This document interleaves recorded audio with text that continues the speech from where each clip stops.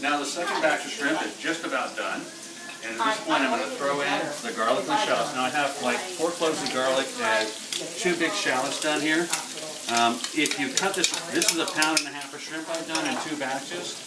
If you do less than that, like 3/4 of a pound of shrimp or a pound of shrimp, you still want almost most of this butter and this shallots and garlic because, I mean, you don't want to cut it down by 1/3 if you only do a half pound of shrimp. You want plenty of this going on in the pan because this is what gives a lot of the good flavor.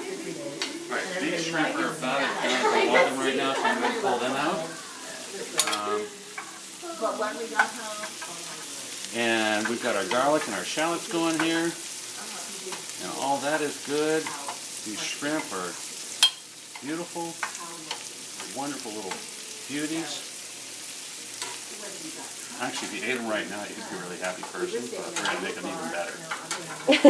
So, now we've got our garlic and our shallots going.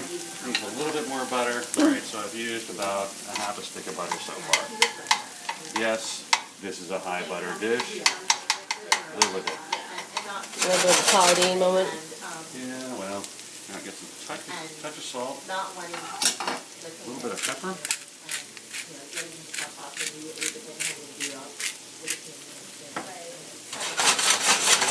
Now I'm going to use the Woodbridge Sauvignon Blanc. Basically, this is our topping wine. Any dry white wine is just fine. The key is, if it can go in your gullet, it's probably good for this. However, I would caution you against using a heavily oaked Chardonnay.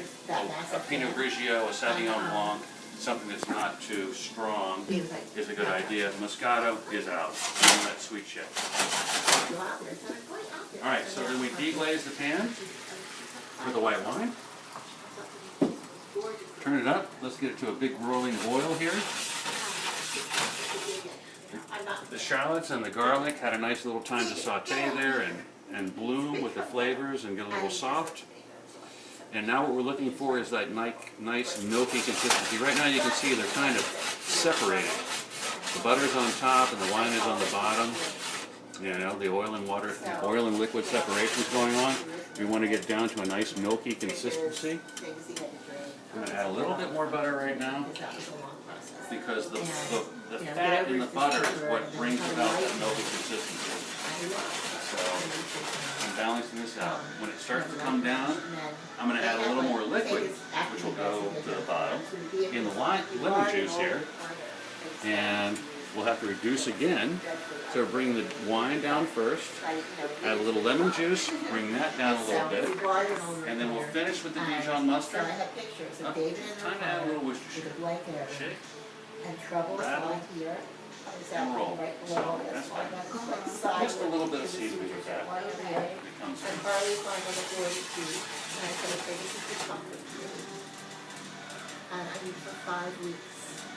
So I learned this dish from Michael Shannon.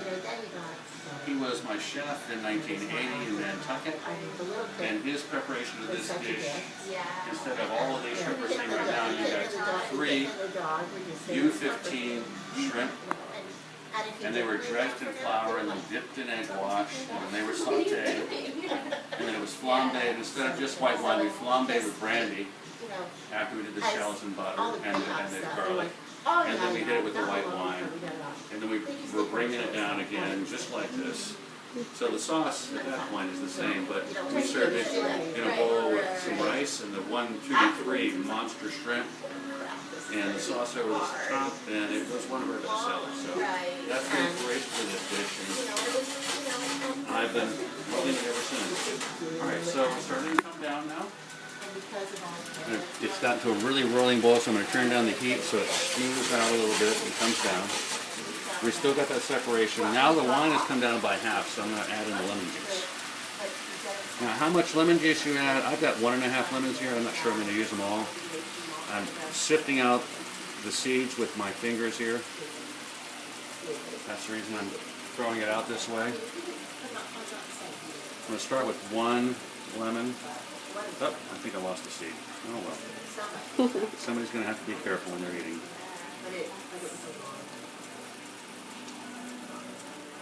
Okay, that may be enough. You just have to taste. At this point, it comes down to taste.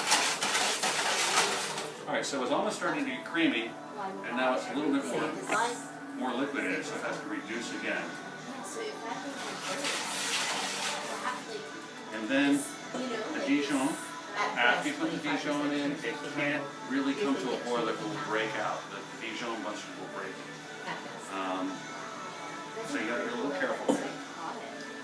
And at this point, in the entree style, we added some fresh chopped tomatoes in.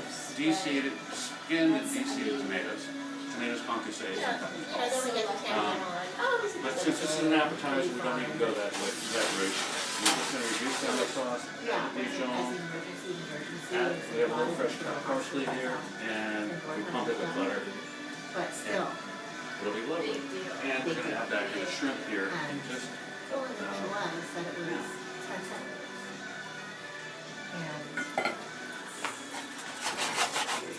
get everything nice and hot.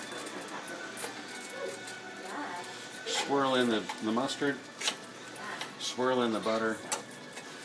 It'll all be lovely. I'm an amateur filmmaker right now. You know, I probably should have put in the mustard before Before you put in the shrimp?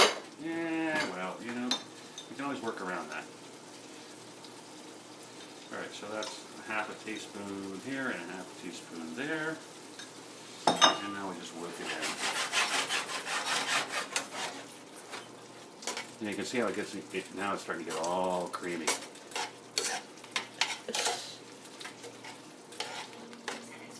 Creamy and delicious as the browns.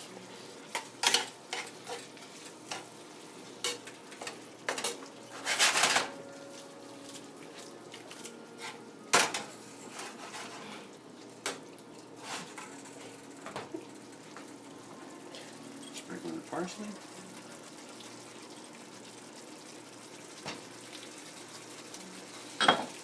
And time for butter.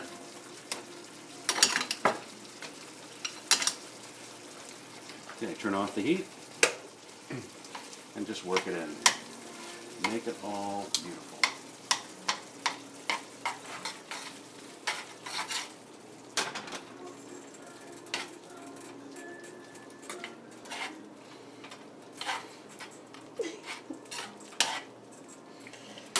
Actually, we have a dish.